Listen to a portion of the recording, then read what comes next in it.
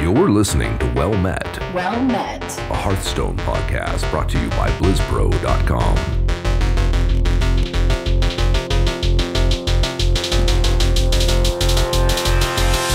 Well Met.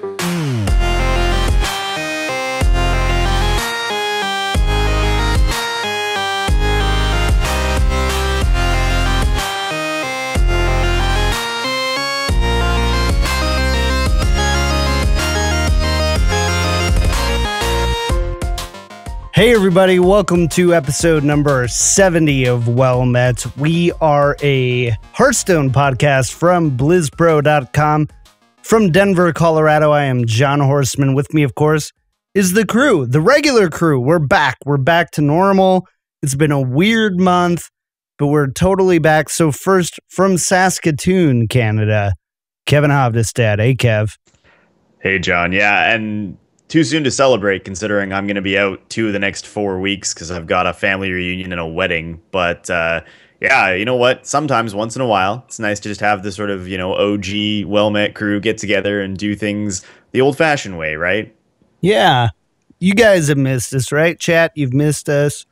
So we're back. It's good to see you guys again. It was really great, though. If you didn't listen to episode 69 with Robert A. Wing, you got to go back, listen to it. We'd have him on every week if he was available to do those types of things. From Kansas City, none other than J.R. Cook. Hey, J.R. Hey, John. Yeah, I'm excited. It's another big week. We've got some big stuff to talk about this week. Some really exciting news that we've been learning last week. Some stuff that we couldn't talk about exactly last week that we get to talk about this week. And no, I'm really excited for this show, man. I am too. So we've got a heck of a show. But before we do, let's get started, get everything out of the way. What have you been up to this last week? What have you been playing in Hearthstone? JR, we'll start with you this week. Why not? Yeah, so for me, you're going to hear a lot of the same thing that I was talking about last week. A lot of Dragon Warrior because that's my deck right now.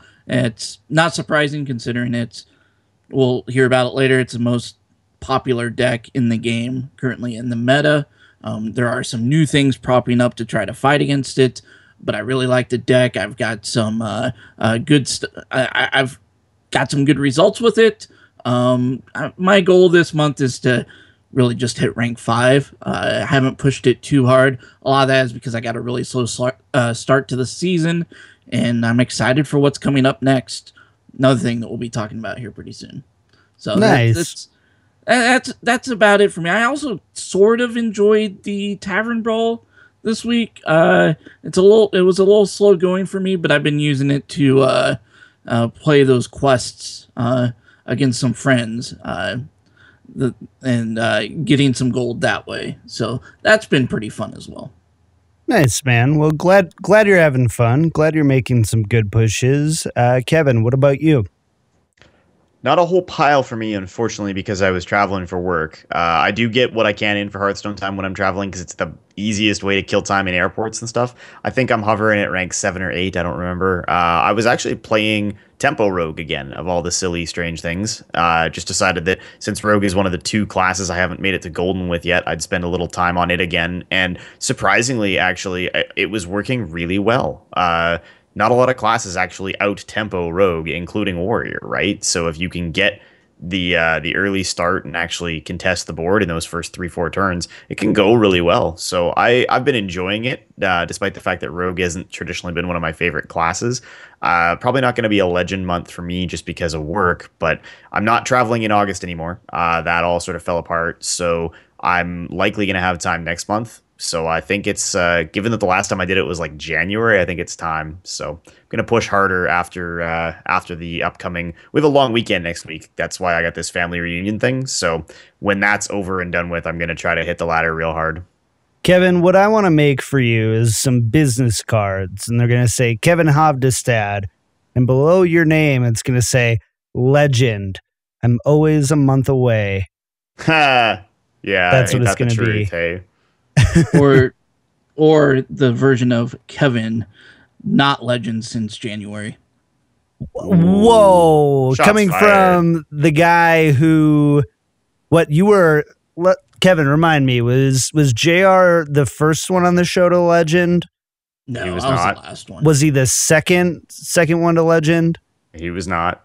Oh, he was the third, wasn't he? And I did it twice before he did it the first time.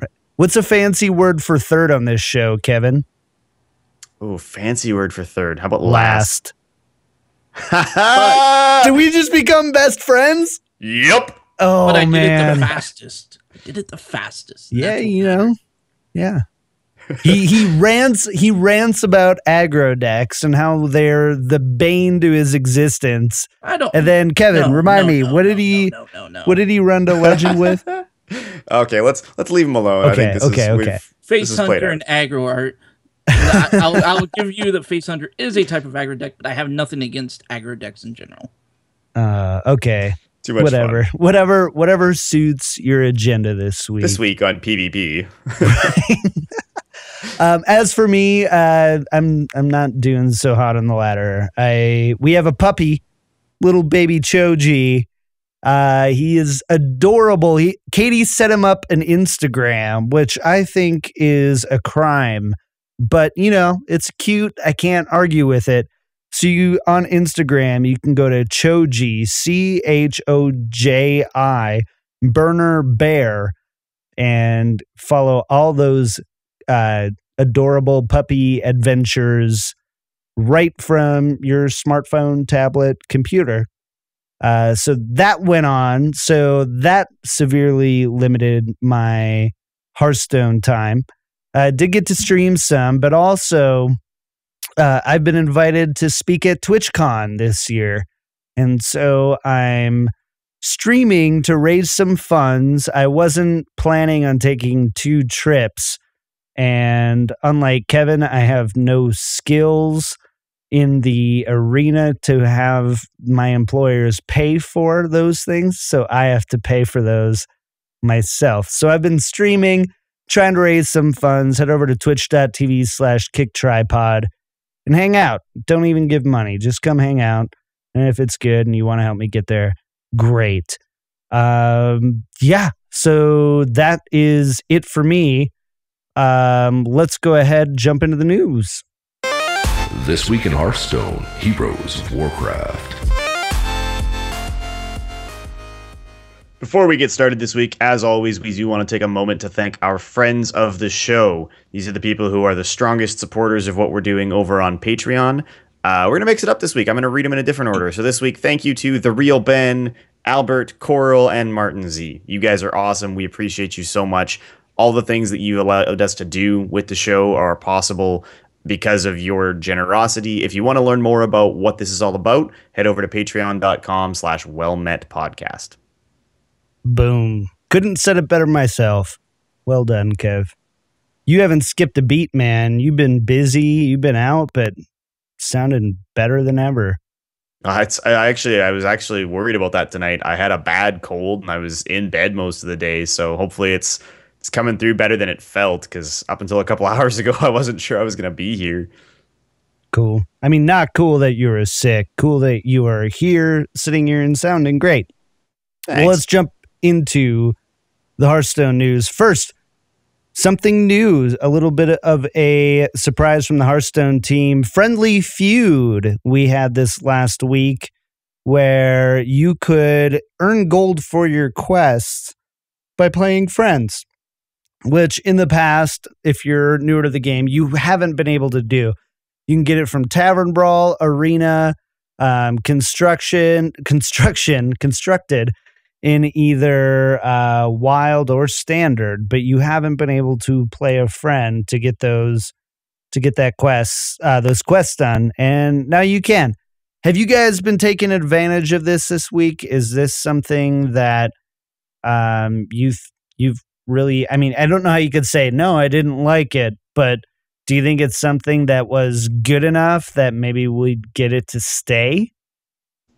Well, that's the question, right? The commentary we've seen online was that the dev team has they haven't committed to anything. The general consensus I've seen has been they're saying, let's see how people behave. Let's see if it's a positive effect on the game. I think it's a great idea. You can't get your per win gold, so you can't get the you've won 3 games, you get 10 gold stuff out of playing against your friends. It's just for completing quests.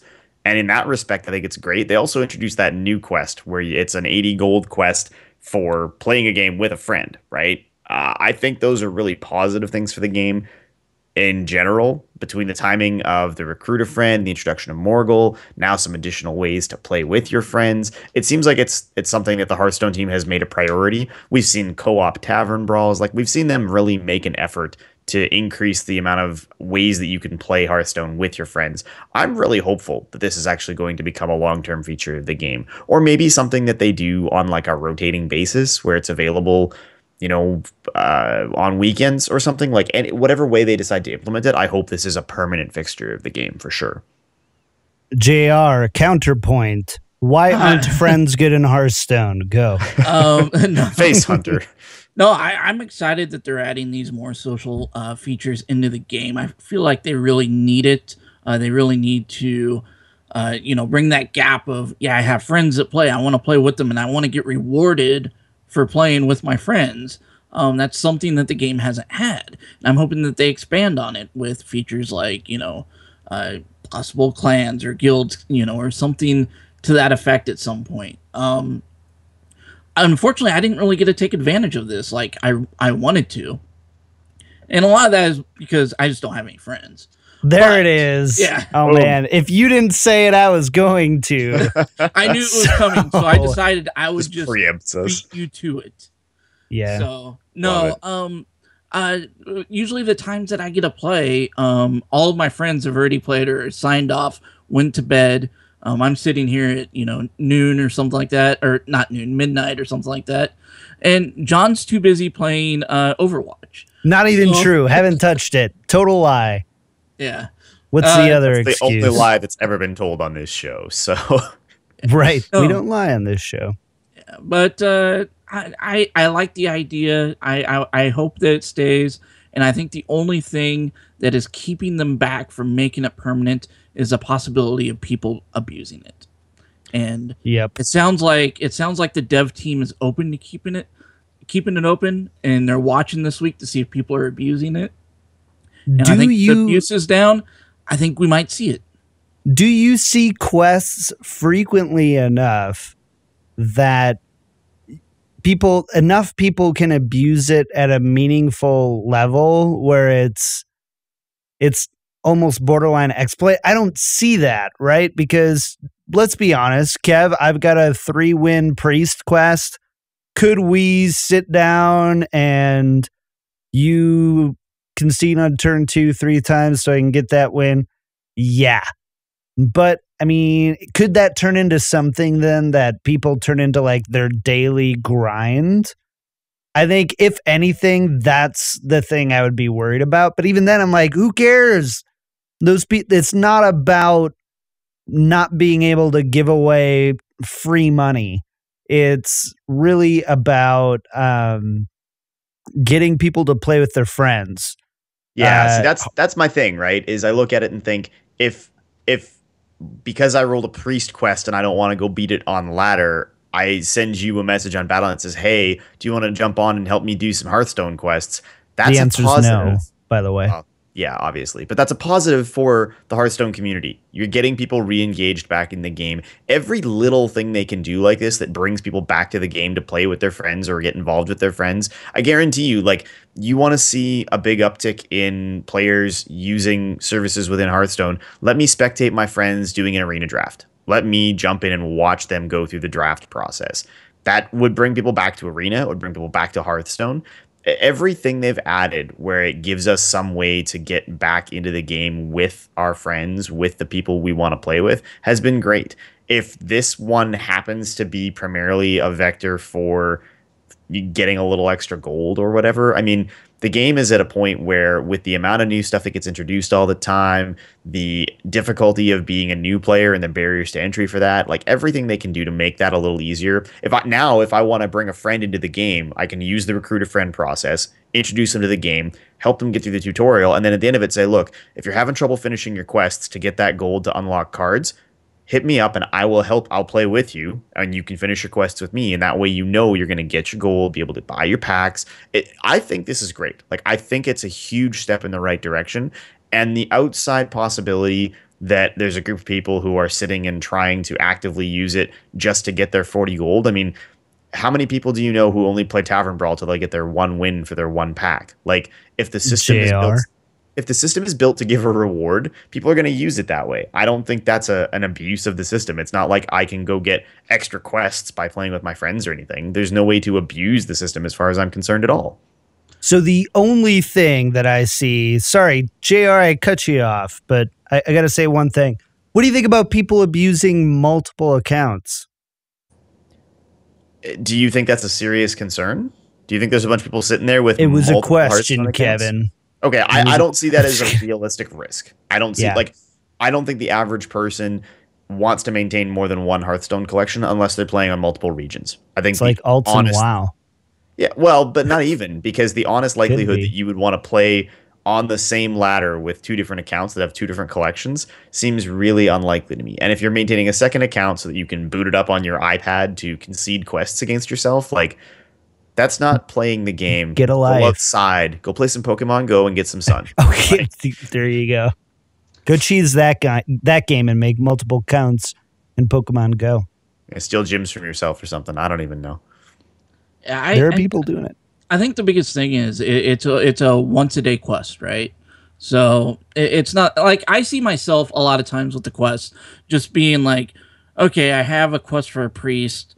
I'm not doing that today. Sorry. I'll try to click and it's like, oh, you gave me another quest for a priest. Awesome. Well, I'm not doing any quests today. I'm just going to go ladder normally. And then tomorrow I'll see if I can get rid of that quest again or something like that. Where in this case I can be like, hey, let's try out some priest decks against my friend and see what we can do. And that sounds more fun than just ignoring that quest. Plus, I get a friend of mine to, if I had friends, we've already established that I don't, to come along and, play and enjoy the game.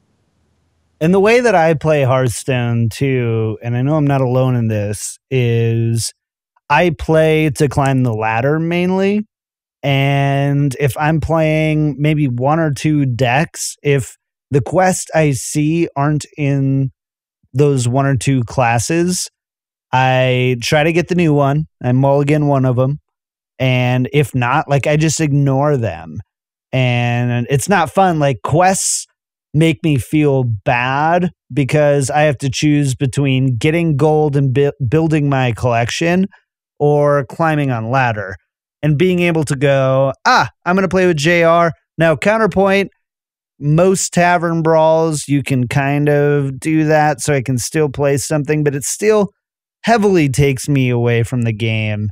Whereas playing with my friends, I can play something fast, easy, have that great interaction, but still be effective in my gold making. And in my opinion, the amount of time and effort it takes to get those gold from those quests outside of the classes and decks you're actually working on is too high for me.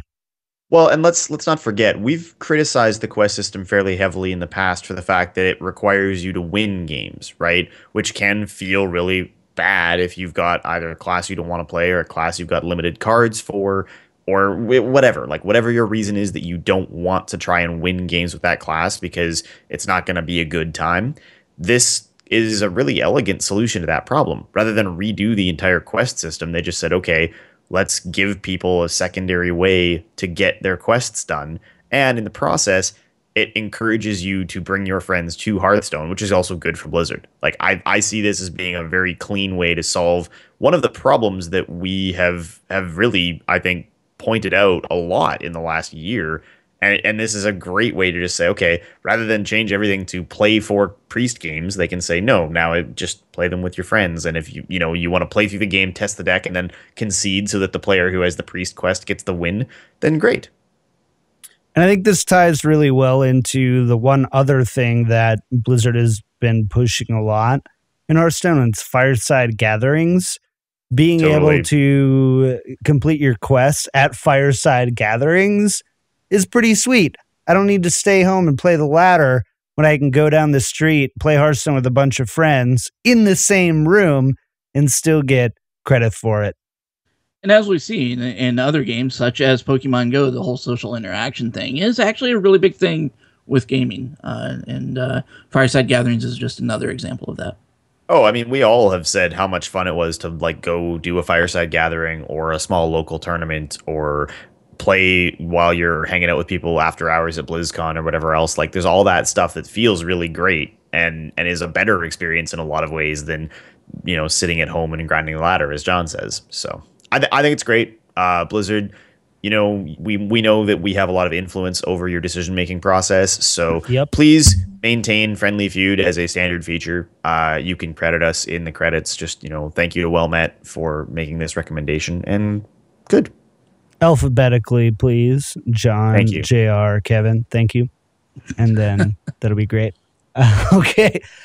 JR, so you've been chomping at the bit to talk to our listeners about this next topic. I'm going to just let you fly. Yeah. What is it? You're a flamingo. You've got to fly. I'm a penguin because penguins can fly. Anyway.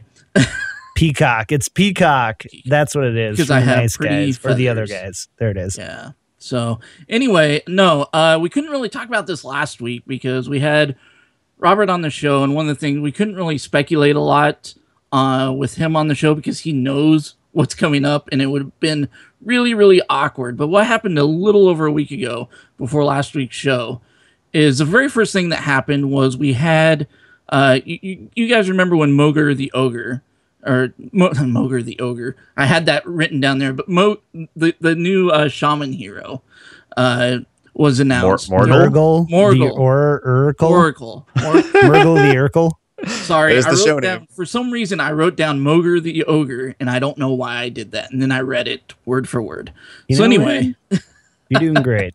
I'm doing awesome. So anyway, no, there's a Chinese guy that predicted that. Didn't predict it, but leaked it, right? And one of the other things they leaked was that there is a Hearthstone adventure coming, and the hint that he gave behind it was a WoW raid with 3 Chinese characters in it.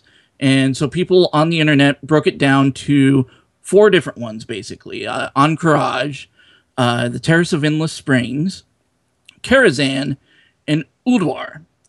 And I just wanted to take a brief moment now to get our initial thoughts on what that could be. And my initial thought was, I thought it was going to be Terrace of Endless Springs. And the reason for that was because of the Half Hill card back that was data mined and wasn't out yet and kept seeming to get pushed back. So I'm like, that is one very strong possibility. Kevin, I know that you had another thought on that, and yours is probably correct once we get more into this, but I was wondering if you can give what your initial thoughts on that were. Yeah, so I mean, the original list actually had a lot of other potential raids, and they sort of pared it down to these 4 based on translation. And I mean, we're taking all of this with a bit of a grain of salt because clearly, if someone has enough information to leak that it's a 3 Chinese character raid name, they probably could have just said which one it was. But my position was that the final bosses in both Encourage and Ulduar are already in the most recent expansion, Whispers of the Old Gods, which kind of removes them as being viable in a lot of ways. It would be very awkward to have just spent all this time with Cthulhu and all these announcements about there being no new Cthulhu cards and then turn around and go do Encourage. It seems very odd that with all of the characters from Ulduar that we already have in the game, and especially all of the mechs and stuff that were in Ulduar, Flame Leviathan, all that kind of stuff, that we would turn around and go there. And Terrace of Endless Springs is just tiny. It's a tiny raid instance that has very few characters in it, not a lot of really good lore around it. But if you go back, I mean, all the way back to the beginning of the show when Blackrock Mountain first came out, what's the one thing we've always said would be awesome? It was always Karazhan. And as an instance, there's tons of cool characters. There's tons of stuff that hasn't been touched yet. And I thought that the timing on it made a lot of sense because it's a very clean parallel to the release of Legion and the Warcraft movie, both of which had heavily featured characters like Medivh, Khadgar, and the physical location of Karazhan. Right. And John, do you have any input on what you were originally thinking? Yeah, totally called Karazhan right away, man. No, he didn't. Just totally called it. Totally is like, yeah, all Karazhan all the way. No, so initially I liked, and so JR, credit where credit is due. I give you bonus points because you went out on a limb and called a Pandaria adventure far before any of this info came out. Right. So naturally, when Terrace of Endless Springs was announced as one of the options, makes total sense why you stay with that. And initially, I was on board with you. As soon as they came out with the 3, it could have been, though, I immediately went, yeah, it's going to be Karazhan. But kudos to you, man. That was really sleuthy for you to kind of go out on a limb there. And I have changed my mind since for reasons we will get into here in a few minutes. Yeah, you think it's Encourage now, right? No. All right, moving on to the next one. But anyway, the next thing that happened, it was a few days after that, the University of California in Irvine had a fireside gathering, and the winners got a golden ticket that basically said that you are cordially invited to a most majestic, marvelous, magical event, the likes of which have never been seen before. It is our most sincere hope that you'll be able to join us. It's a dinner date with Kevin. Just saying. I am the Willy Wonka of Hearthstone. That's my terrible secret. And there was no date associated with this. There was no announcements about a potential event yet in the works. But the way this was written, this is the thing that led me to go, okay, this is definitely Karazhan now. Because the way that was written, it was written a lot like the invitation for that Moros had sent out to his ghost buddies there in Karazhan for the dinner party that he had in the opera event and all that stuff that happens during that raid. So I swung very heavily towards Karazhan at that point. And what do you guys think about this golden ticket? Or should we move on to what the next thing is? Well, I mean, the golden ticket thing is interesting because it doesn't necessarily line up with the information we've gotten since, and I guess that's sort of what you're angling at here is that as we discuss some of the other things we've learned since, it sounds like that could actually be a spurious or even unrelated relevant or reference. So it's tough to say what we can take away from this. And the ticket itself, we didn't get any information as to locations or dates or anything else. So we're still a little bit, I think, in the dark as to what exactly they were for. And I'll get back into that. I'll come back to that here in a few minutes. So we've got Karazhan, which is possibly a very strong movie tie-in. Legion, which is a very possible, tie-in with it as well. And then at the end of last week, Blizzard PR sends an email to some press. We were included in that, and the invite was for July 28th at 11 p.m. Blizzard time, which I had to send an email. That's Pacific Standard Time, by the way. Yeah, which I had to send an email to Blizzard to verify that this wasn't like a typo, because PM instead of AM kind of threw me off for a moment. But I'll read this invitation real quick. It says, "Greetings, my dear friend. Your valiant effort and masterful display of strategy in channeling the power of the old gods has won you the admiration of people across Azeroth. We would be honored if you would join us for a once-in-a-lifetime event that will be full of magic and celebration. We also have something very special in store for you. Please be prompt as we have an unforgettable adventure planned."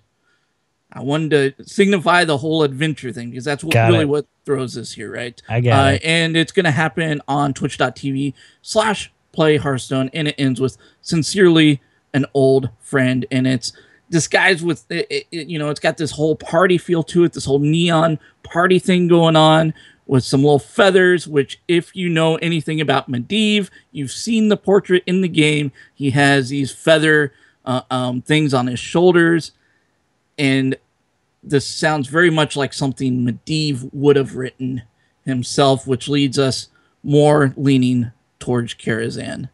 What do you guys think about this? Yes, Alex. The answer is yes. It's got to be, right?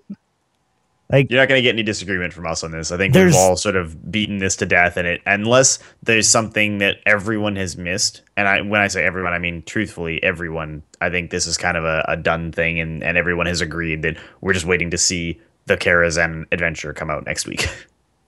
Right, and that's it. I mean, it might be pandas holding champagne glasses, partying it up, and having a little party in a half hill.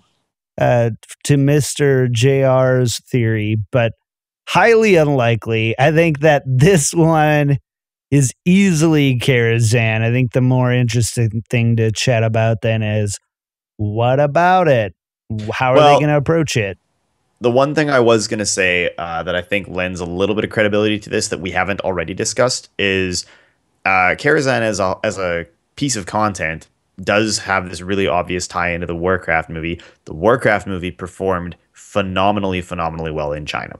And it's being announced in China. That was what I was going to say, is I think if you look at the history of where the different announcements have taken place, there's always one at BlizzCon. Traditionally, the spring announcement had been at PAX East. That didn't work out this year because of the timing. And then the summer one has kind of been like shrug, it could go anywhere type of thing, right? So with Naxxramas, it was just kind of whenever. With Grand Tournament, it kind of was done in that like funky tavern style themed thing they did in San Francisco last year, because there was no special occasion, there was no special location, right? They didn't try to do it at another event. Doing a Karazhan themed announcement in China at a major Chinese like Comic-Con style event makes a huge amount of sense given the performance of the Warcraft movie in that space. Like, I can't see any reason why. I mean, A, they've probably been planning that for quite a while, but B, I'm sure that plan has some pretty obvious thought put into it. You don't move your announcement schedule to 11 p.m. in your core region for your core demographic if you don't have a really good reason. So yeah, I'm gonna have to stay up late for that one. Really I'm late. Gonna be up. 11 o'clock Pacific, like, whew. It's like 4 hours past Kevin's bedtime. So this brings me back. It's actually back now. 6 hours. Yeah, so this brings me back now to the golden ticket that we were discussing. With it being an 11 p.m. event, live stream, there's not a physical location that this event is actually happening, but it's happening during China Joy. What is the golden ticket for? Because it's not for this. It's mod status on the Play Hearthstone stream. They're mods. So did just the winner get these, or any participant? I believe it was just the winner or winners. There might have been multiple winners, or like the top two, or something like that. Could it be possible that they are either invited to it, or maybe they're invited to be a part of like a card reveal thing, kind of like Ben Brode and Frodan did? Like that would be my guess, especially if they're not really focusing on Western audiences for the initial reveal. They'll probably have something back in California. It's going to be relatively cheap to get them into Irvine because it was a fireside gathering in California, and kind of killed two birds with one stone. Also really highlight the fireside gathering thing, which we've already talked about again, and then also talking about new players and how they can get involved. And I think for me. I think you're dead on with that, because that was my thoughts as well. I think we're going to get, here's what I think we're going to get. I think we're going to get an announcement of the new adventure mode. We're going to see probably 3 new cards during that announcement. We're going to hear about what the adventure is going to be like. We're going to see the trailer and things like that, but they're not going to go into deep detail yet about the possible features we might see, or the rest of the cards or anything like that. And I believe that there will probably be an event at some point in the near future where they're going to reveal everything else. And that's probably the event that the golden ticket's going to be at. Okay. Kevin, why do you disagree? I got nothing, honestly. The ticket thing at this point could be anything. I like the idea. Like, conceptually, I think it's a great idea if they want to use this as a way to promote the fact that they want to put together rewards for people who run consistent fireside gatherings where winners or participants could get invited to Blizzard-sponsored events or get to be involved in card reveals or whatever else. That seems like it'd be great. It'd be a great way to build community and help expose some new people in the Hearthstone community. Like, I'm all for that. I don't honestly have any idea at this point. I mean, it could be that they were invited to an on-campus sit-in while the reveal stream is on. Who knows? Like, it could be almost anything. So I'm gonna just look at it and say I don't think the tickets are related at this point to the expansion announcement itself. I don't think they're flying these people to China for the announcement. At which point, I don't know that I have a strong opinion either way. Okay. So my next point of discussion on this is, so we're all in agreement. It's Karazhan. We know that we're going to hear about it here on this upcoming Thursday and Friday. When do you guys think it's going to get released? I know Kevin and I, when we did the show together, when John was away. Great job, by the way, guys. Great job. We briefly talked about when we thought a release schedule might look like for whatever Hearthstone releases next. Where do you guys see this falling in? With we know it's going to get announced this upcoming weekend. Where do you think it's going to land? I'm going to say the 16th or the 23rd. If you pre-order it, you get a sweet mount for World of Warcraft Legion. And yeah, either of those days. I'm going to say the 16th. That's my day. What do you think? I think it's got to be earlier than that. All of the adventures that have come out up to this point have been 4 to 5 wings, sometimes a little bit of extra content sort of around that. The Summer Championship for the Americas runs September the 17th. So I think all the cards need to be out and in circulation by that point. I don't think you want to have different cards being played at the Europe Summer Championship the following week than you had at the Americas Championship. I think that would be really, really awkward. They did that with the last one.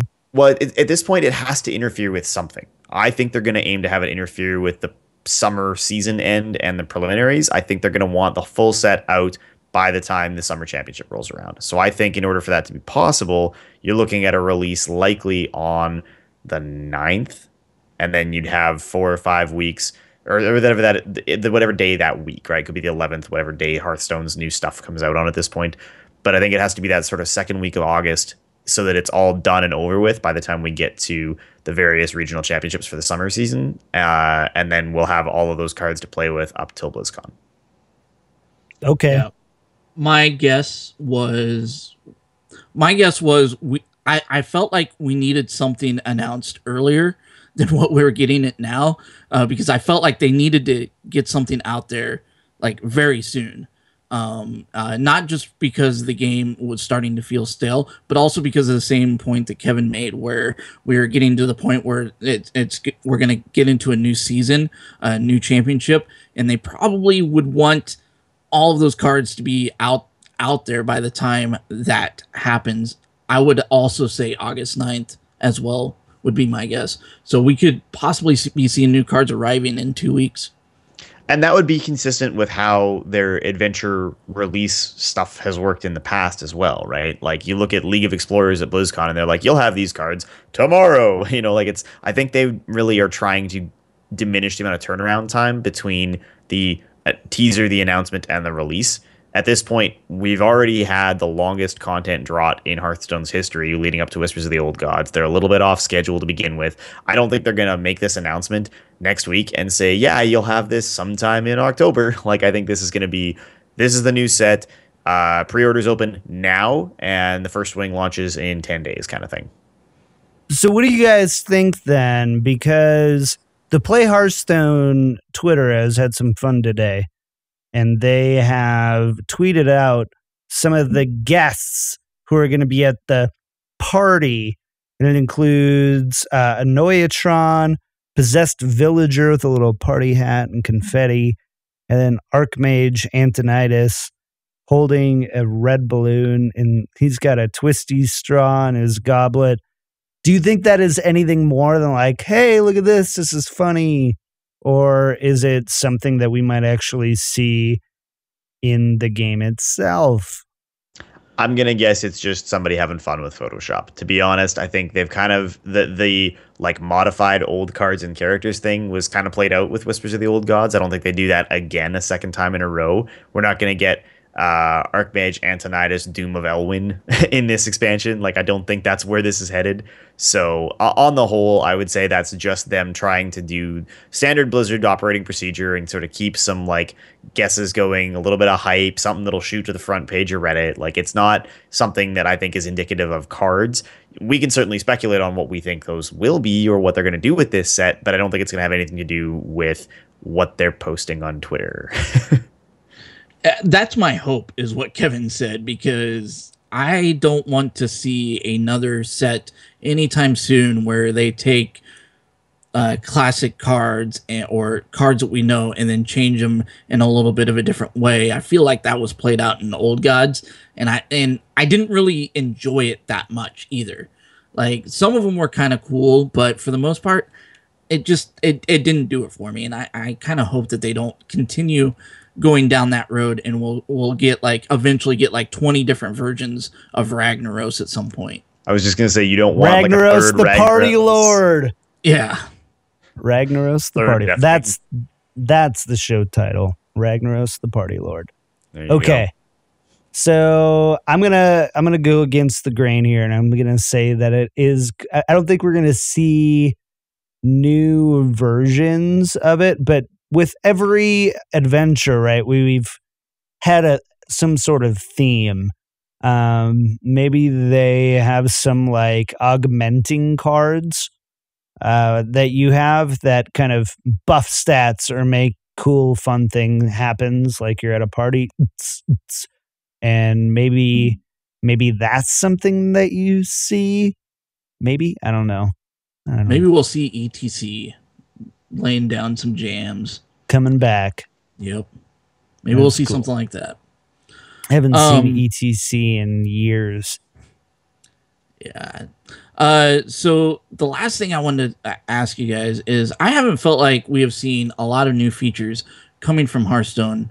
And when I see feature sets, like the last major feature I can really think of was Tavern Brawls. Am I incorrect on that? Or other than the whole wild standard thing, which I don't feel was a feature, quote unquote. It was something, to help the competitive game. Do you think we'll see anything with this set? Do you think that the Hearthstone team has been kind of quiet and have been building some new features that we might be seeing released with this? Maybe. Oh, okay. So what would you like to see if it would? Okay, let me try this. In terms of what's come out, right? The last sort of major patch with Whispers of the Old Gods introduced like formats, deck recipes was kind of a feature, if you want to call it that. True.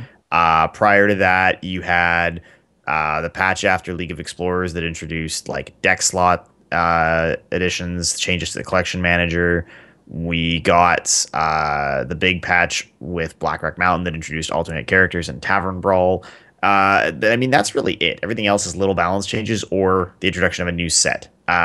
The only thing that makes me think it's unlikely is we haven't actually generally seen a set come out with a feature at the same time. The only time that happened was back with Goblins vs. Gnomes, because they introduced spectator mode at the same time that we got GVG.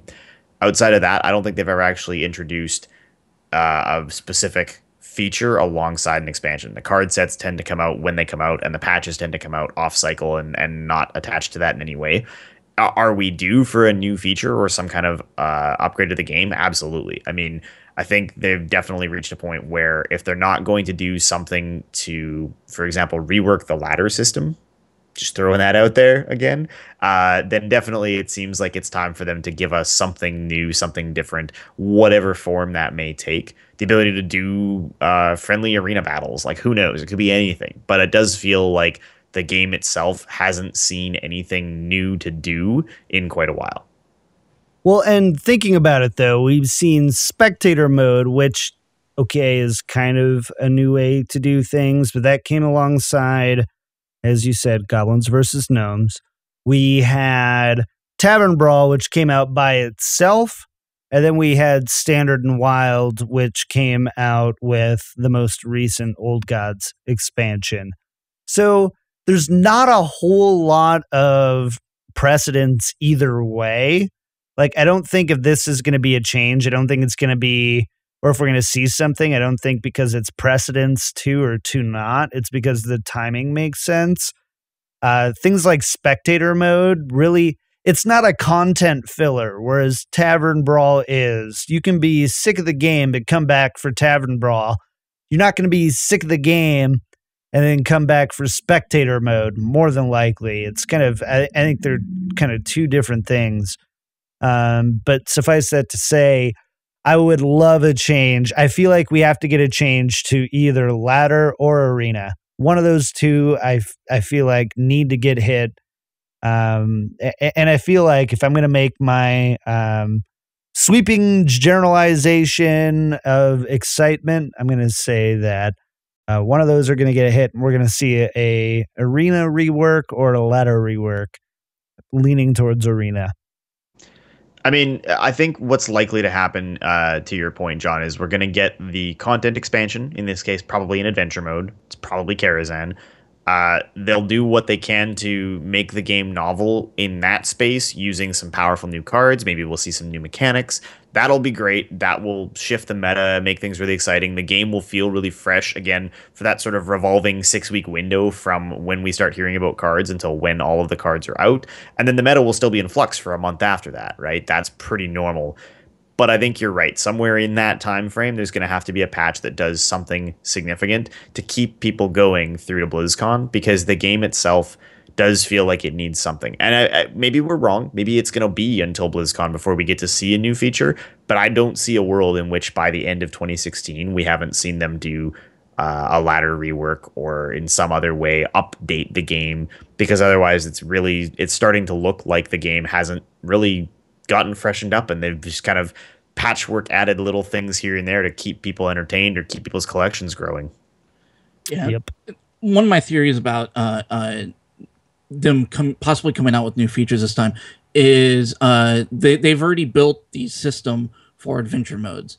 Putting in a new adventure mode would be relatively easy at this point because they've already done the groundwork for it.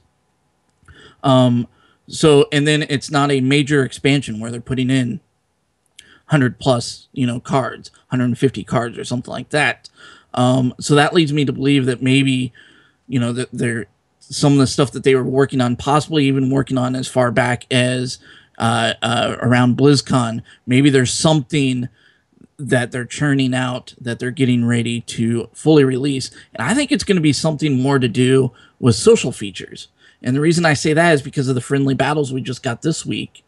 And also the, golden ticket we talked about as well with Fireside Gatherings. And we know that they're wanting to do more with that system as well. It does make me wonder if we're going to see more social features and if that's going to be the theme that we're going to see. And I'd be all for that, truthfully. If that's where things are headed, then great. I mean, we talk things like tournament mode and ladder reworks to death because that would be what would make the game the way it works today, where it's mostly a solo experience, feel better. But if the game could have a more community-minded, multiple-player feel to it, then maybe that wouldn't be such a priority. Maybe I wouldn't feel so bad about logging in to play with my friends and, do things that way, because my sole exposure to Hearthstone wouldn't be grind the ladder. Right. Yeah. So anyway, to wrap things up, Karazhan this Thursday. Go watch it. Yeah, stay up late, book Friday off work, whatever you got to do. Oh, I don't even want to think about it. Whew. All right. So, is there anything else you want to hear, JR? You feel good? I'm good. I said that was my his piece. whole lecture. He gave us the entirety of it. Was it too much? Was it too much, guys? Was it not enough? We'll find out. Email us, wellmet@blizzpro.com. Tell me how terrible I am at... don't do that. Don't be jerks, guys. Yeah, You've all been amazing so far. Let's talk really quick about esports, and we got to go into meta. The Pro Corner. Really quick, we got SeatStory Cup number 5 just finished up, not 30 minutes before the show. G2 Life Coach takes down Fade to Karma Jackie Chan to win. They both played incredibly well. SeatStory Cup has always done so well and has always been such a great event to watch over multiple days because it's just all the pro players and casters hanging out in a house and just doing their thing. Zixo was wearing a black t-shirt, gray shorts, and brown socks. Thought that was amazing, representing. And yeah, so it was awesome. Fade to Karma Jackie Chan is killing it right now, especially from a deck construction standpoint. He did finish second, bringing some really amazing decks and some amazing innovations within those decks. He brought a kind of dragon zoo type warlock that runs some different dragon cards. Brought Yogg Druid, of course, and he was one of the first to really bring that. And he brought that to the summer preliminaries as well. So he's been leaning heavily on that and some other cool decks. So huge props. Life Coach, he's always been one of my favorite players. But huge props and mad respect to Jackie Chan, who brought some amazing decks, played them incredibly well. And we've been talking about when are we going to see people kind of assert themselves and bring in some new names into competitive Hearthstone. And look at Jackie Chan because that's how you do it. Yeah. Did you guys get to watch this at all? Honestly, while it was on, not really. Just the timing because it was in Europe didn't work out well for me. But I've caught a few of the highlights. If you haven't watched it and you don't watch anything else, honestly, go back and watch the entirety of the Life Coach Tice series. Worth your time. That's some of the best Hearthstone that's been played ever. Literally in the history of the game. It was an incredible series, a lot of fun to watch. Actually gave me a huge appreciation for the whole tournament was played in last hero standing with a ban. And because they're teammates, they brought basically identical deck lists. They had been training together, practicing together. The mind games involved in using the same lineups against one another in a last hero standing format was incredible. It's, I think, some pretty awesome Hearthstone to watch. It's a little slow because Life Coach, and the casting is pretty like demure because it's kind of the tail end of their day. But man, that series is for sure cannot recommend it strongly enough.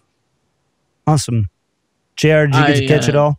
I was at a convention all weekend playing some tabletop RPGs, so I did not get to watch any Hearthstone. I am very excited, though, for Jackie Chan, and he's definitely one of the more up-and-coming players, and he's from Fade to Karma, which is a great team to watch, and one of my friends manages that team, so I'm happy to see them do well. I'm just saying, maybe potentially we might see some Fade to Karma people come say hello soon. Maybe, maybe if that's what you guys want, whatever. We're listening to you guys. If you guys want really cool people running awesome decks, we'll get you really cool people playing awesome decks. All right, we got to go to the meta. Beat 'em or join 'em. All right. Vicious Syndicate's Data Reaper report number 10 is live. Man, they just keep getting better and better every week. Huge props to Vicious Syndicate for taking kind of stale meta reports stuff that we've been using and commenting on for, honestly, since like the first 5 episodes. We hit a groove of like, we really like to talk about the meta and the meta reports this week. And I think that's something that we can do really well. And they've changed it, so it's just not the same people providing the same lists over and over and over. Kevin, they're up to 33,000 games a week now on this tracker. And it was just a month ago that it was like 3,000 or 5,000. Yeah, they've done a really good job of encouraging people to get involved. And if you are the type of person who plays primarily on PC and utilizes an up-to-date version of Trackabot, it's worth your while to contribute to this project, because this is the data now that everybody really wants to see and talk about for all of the English-speaking Hearthstone world. It's one thing to talk about sort of how we feel about various decks, and when Tempo Storm comes out with a report based on pro player perception, we still talk about it. But seeing what's happening with data-driven information, especially with things like exactly the breakdown of which classes exist at the legend rank or what they're being played at for purposes of number of individual games, that's a very different and very useful kind of information from what deck academically has the best power level. So to give you an idea, at legend in this report, they're saying Warrior now has crested 33% of all the decks being played in all the games at the legend rank. So sick of it. As I say, running my Tempo Warrior deck. Yeah, JR's playing Dragon Warrior. Yeah, you guys are the problem. My head, and I played Dragon Warrior, so it's like Secret Paladin, though, man. It doesn't matter how much you hate it. You got to play it. It's just so good right now. The problem for me is there's not anything else out there that is that enticing for me to want to play. Like Mid-Range Hunter, I've played that. I enjoy the deck somewhat, but I feel like unless I have a Call of Wild turn 8 or turn 9, I'm not going to win. Zoo Warlock, I have played the heck out of that forever, and Aggro Shaman feels the same way right now. I've played that one. So playing Warrior right now still feels at this point fresh and new, so I feel okay doing it. That's going to end soon, but right now it's fine. Yep. I'm ready for the next thing. You guys feel towards the end of an expansion where you're just kind of winding down a little bit, like you're crawling to the finish line? That's where I'm at right now, where I'm just like, I just want to see the new cards and the new mechanics and the new ladder system. I just want to see those things right now, please. I want to see something help Druid a bit. That we're not going to see Yogg Druid as the number one deck for that. I want to see something help Mage. I want to see something help Rogue. I don't want to see Paladin again anytime soon. I've had enough Paladin for a while. That's okay where it's at. But I want to see Priest. No, you don't. I don't want 20-minute games on the ladder. I don't want to see Priest. It's going to come down to, as it always has, right? Adventures are where they put out single cards that have huge swing potential, right? The cards like Elise, like Reno, like Lotheb, that's the kind of stuff where we get these single one-off cards, Thaurissan, that just totally upend the whole game and open up the possibilities. I'm hoping that we get cards that open up those possibilities to do some cool new things that say, yeah, you should try playing a deck that isn't strictly about tempo on the board. It isn't strictly about praying to Yogg. It's going to be hopefully a meta that's back on the board, that focuses on efficiency of trades, that allows for some control style decks to rise back up, because all of the classes that struggle against tempo have just been totally suppressed. If you're not playing Warrior or maybe Zoo right now, you are playing the game wrong, and that's really frustrating. Hey man, Mid-Range Hunter's been great, dude. Mid-Range Hunter's in a great place. Oh yeah, okay, yeah, non-tempo deck. Yeah, you're right. Reno Warlock sucks again. Did you guys see the power rankings though? Like, there's one big takeaway from the power rankings that I figured you guys would be excited about. Face Hunter isn't on there. I mean, that's what I would be excited. Face Hunter's been dead. We need to quit bringing that up at some point, I think. Okay. Face Hunter's a dead, that's a thing. well-met meme, though. It is. But it is a dead thing. No, Yogg Druid is no longer number 1. In fact, it's dropped down to mid-tier 2. And they give an explanation for it, too, where I think they said that they're seeing more people playing it and probably not playing it as well, and that's probably why it's dropped. Right. And that's one of the things, too. We've always celebrated the Vicious Syndicate report for being like true data, but something that it doesn't get that like Tempo Storm does is Tempo Storm assumes a competent pilot who plays the deck well. And so if Yogg Druid is hypothetically this win rate, like that's what you get there. Whereas the Data Reaper report takes in the inconsistencies of like JR and I running Yogg Druid and winning 10% of our games. And like that goes into that data. And so that is something that I think is becoming more and more of a thing too, is that you got to remember it's not just about good decks, but it's being played competently in order for this data to be accurate. Now they get rid of most of that bias by breaking it up to different parts of the ladder. So you have rank 15 to 11, 10 to 1, legend, all ranks, and 16 and over. So you can look at all that data segmented and go, if you're the skill of a player that's like a rank 5 player, maybe look at that rank 10 to legend as the type of win rates you'd probably see. And I don't know, make assumptions from there. Kev, would you agree with that? Generally, yeah. For the most part, honestly, I use it as a way to look at what I'm likely to run into. So you can segment out the data and say, okay, I am currently sitting at rank 7. I'm most concerned with the grind from 5 to legend. What decks are popular in that range? Because in the past, there has been noticeable differences. Like when I remember doing this maybe a month ago, where the overall data definitely suggested that you should be playing Shaman or Zoo, but there was a huge trend towards Hunter and Warrior in that sort of gatekeeper 5 to 1 range. So that's what I would say is, in addition to what you already mentioned, John, also look at what's prevalent that you're going to run into in those ranks, because it helps you to make a decision about, you know, what counters what do you feel comfortable piloting, because you probably don't want to be changing decks constantly. We've definitely beaten that horse to death. Pick something that you feel comfortable using and get good at it, but do take a look at whether or not you're going to be queuing into things that you have a shot against as you progress up the ladder.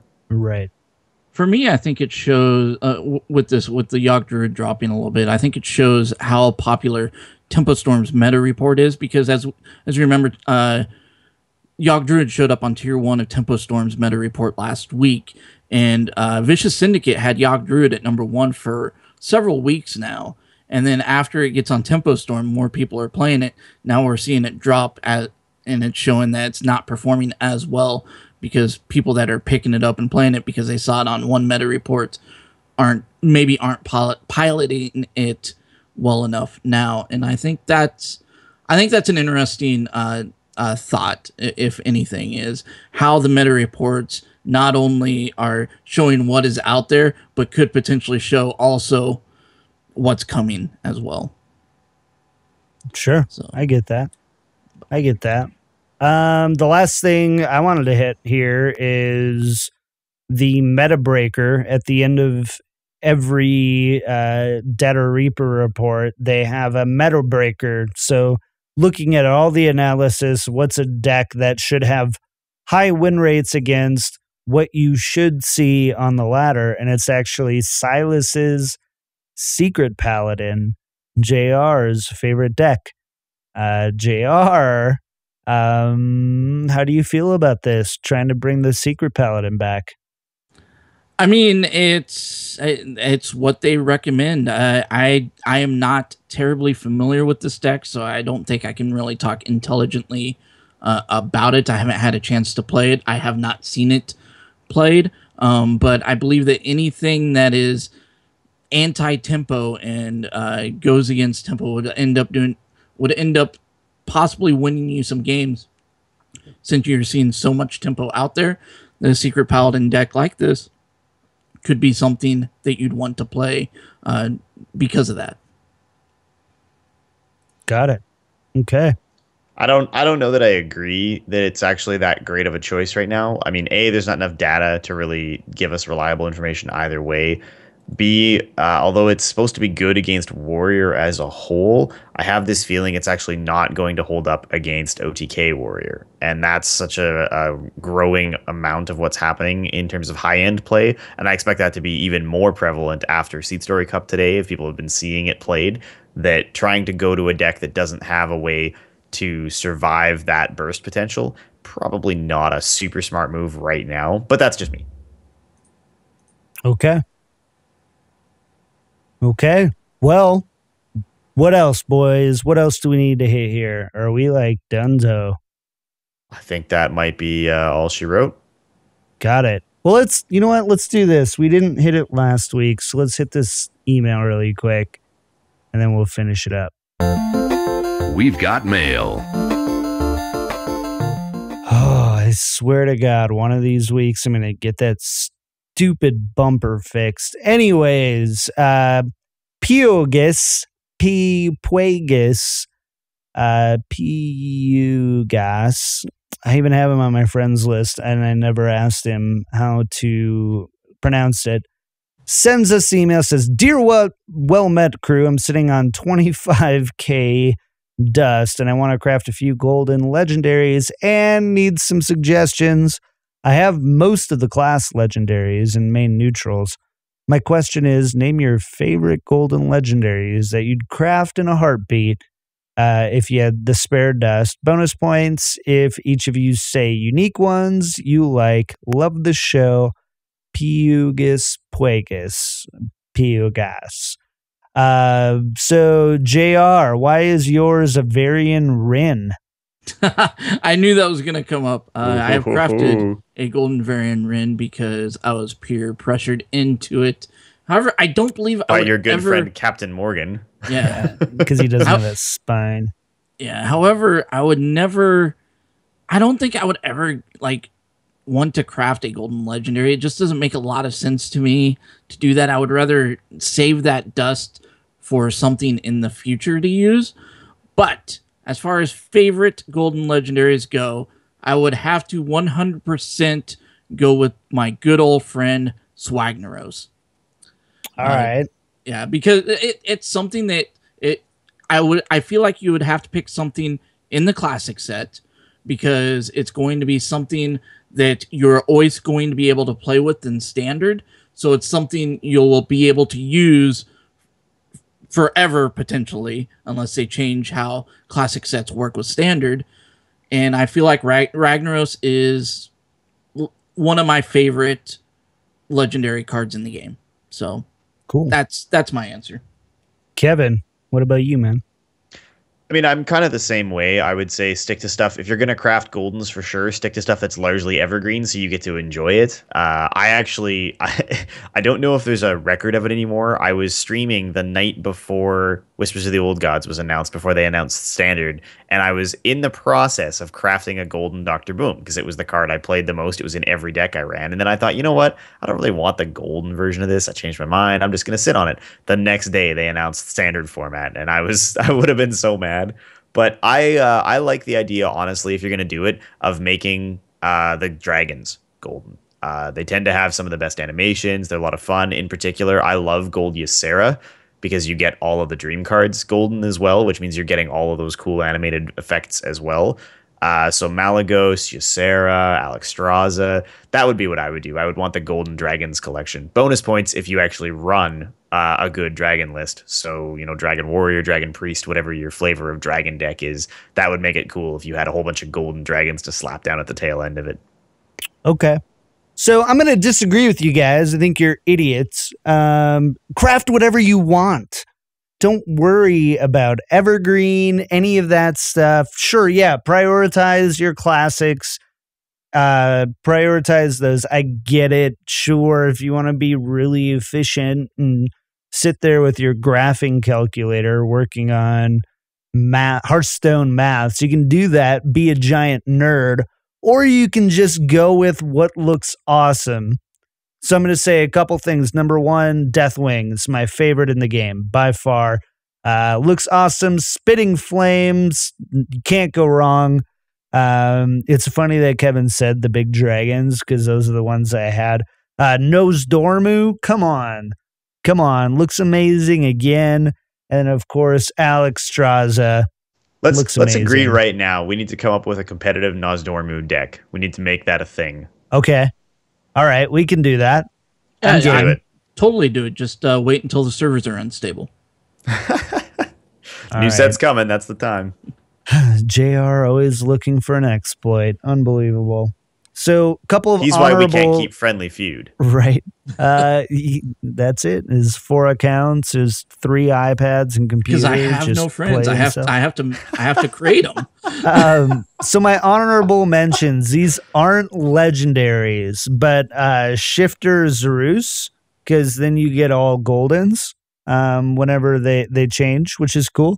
And Renounced Darkness, which does the same thing. Just makes your whole deck golden. So, yeah, those are the 2 that I would say. They aren't legendary, but if you want to have fun, legendary cards. Just to have fun, John. This is all business. Come on.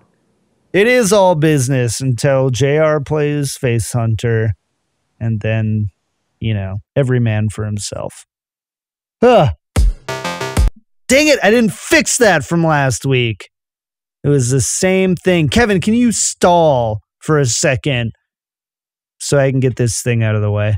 Can you do I that love for stalling. me? Yeah, all right, stalling is my middle name. It's something we're good at. So I don't know, JR. I think I'm really excited for this Karazhan announcement this week. I think it's going to be a lot of fun. Is there anything in particular that you really hope we see them do? God, really? Great convo, guys. I didn't even get to answer his question. Nobody cares. I'm just kidding. Go ahead. That is. That's not even true. Everybody cares. You know why I have no friends. That's not even true. That's John's not. fault. JR's friends list is full. He has way more followers than me on Twitter. It's JR is the friend we wish we all had. Let's be honest here. I'm the friend that I wish I had. I'm my own friend. With the friend your friend could smell like. Yeah, okay, good. What was the question? I don't even remember. Oh, what great. he thinks we're going to see with Karazhan. Doesn't matter. Doesn't matter. Didn't we already? All right, let's get out of here. Let's do some Patreon stuff this week, Kev. Yeah, so we don't have any new patrons this week, but we are very thankful, of course, as always, to our friends of the show. So to Albert, Coral, The Real Ben, and Martin, thank you guys again so much. It means the world to us. Our show is entirely supported right now by our fans. Everything we do is made possible by you guys. If you want to get in on that action, you want to be part of our Facebook group where we're sharing deck lists and chatting strategy, or you want to help us get to a place where we can do more bonus shows, or eventually get to a place where we could host a tournament, all the stuff that we've been talking about over the last couple of years, that's all possible over at patreon.com/wellmetpodcast. And should we do it now? Should we talk about it now? I won't announce the official stuff, but I will just say this. We hit our $400 goal last month. And so we're working on a special episode, and assuming I can get the tech to work, it's going to be like Well Met Jeoparino. And we are going to have a special guest because if I'm coming up with the questions, obviously I can't answer those questions. So one of us has to take the hit and do the hosting thing so that the other guys can play the game. And so that's going to be it. So we're going to have a special guest as the third. And let's just say this, you guys, if it works out, we're going to find someone awesome. But the one that we have lined up now is going to be amazing. It's going to blow your guys' mind. More time-specific stuff, TBD. So we'll bring that out as soon as we get it. Follow our Twitter to get that. But it's going to be awesome. It's going to be a lot of fun. And drinking may or may not happen. We might make it. Maybe we'll make it the like the card openings, you know. and make that happen. Anyways, stay tuned for more iTunes reviews this week, JR. Yeah, so iTunes reviews this week. We had a couple from the USA. We had Meat Leg, which is my favorite name in the world right now. It's an awesome name. But I do also like Radis Nick because he was another one. Radis Nick, because that's a pretty rad nick. So I'd like to thank you guys for those iTunes reviews. If you'd like to give a 5-star what's that? What? He's a pretty rad Nick? He's a rad Nick. He's the raddest Nick of the rad Nicks. Is he a pretty rad Nick or the raddest Nick? He's the raddest Nick. Okay. So I'm just trying to protect him here because he put raddest Nick and you tried to call him pretty rad Nick. Oh, that's offensive, JR. Sorry. I'm sorry. He might be pretty, and he probably is because he left us a 5-star review. Fair enough. And I want to compliment the people that do that. Okay. So if you'd like to leave a 5-star review on iTunes, just head over to iTunes, type in Hearthstone, you'll find Well Met, click the little 5-star review.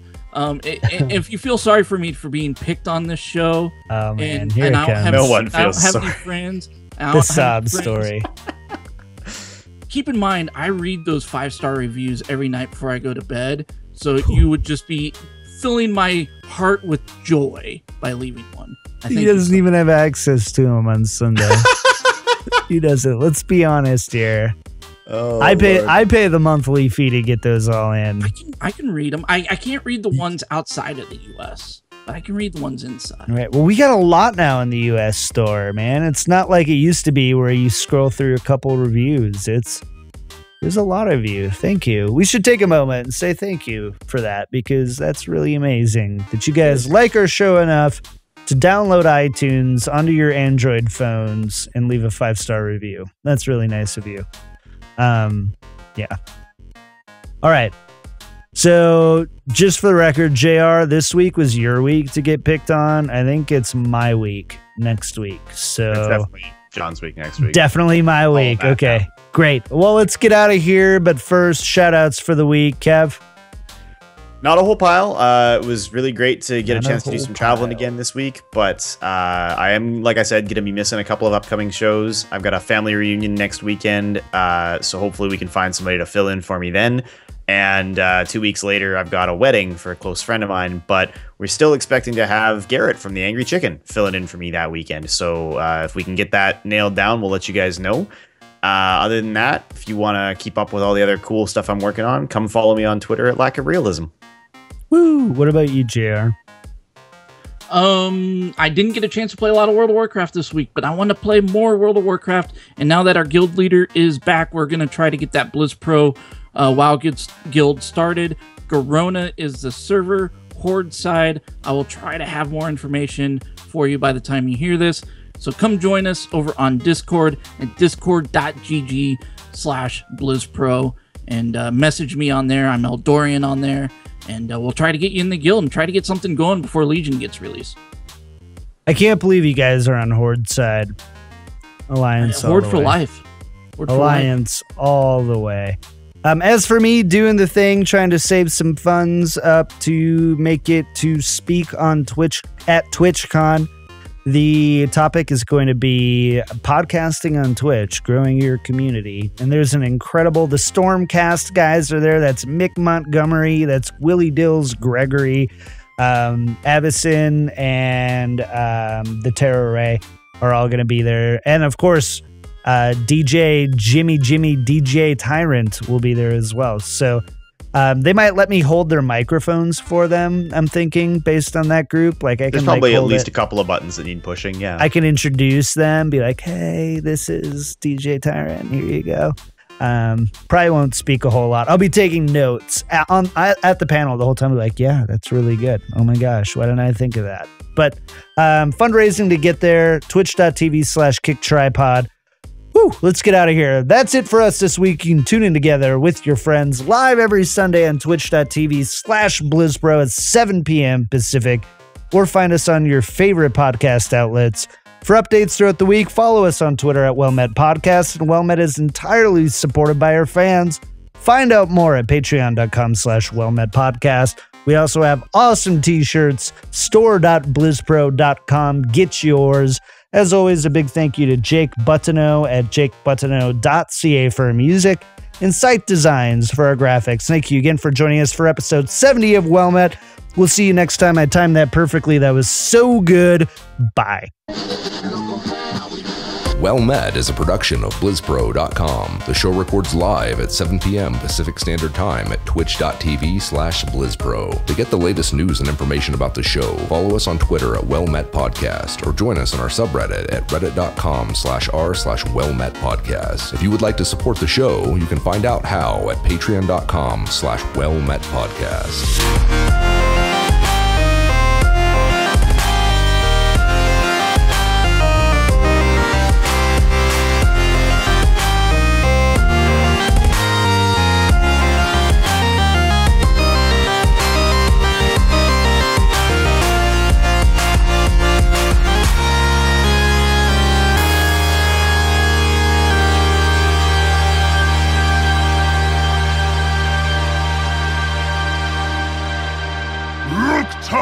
Oh, God.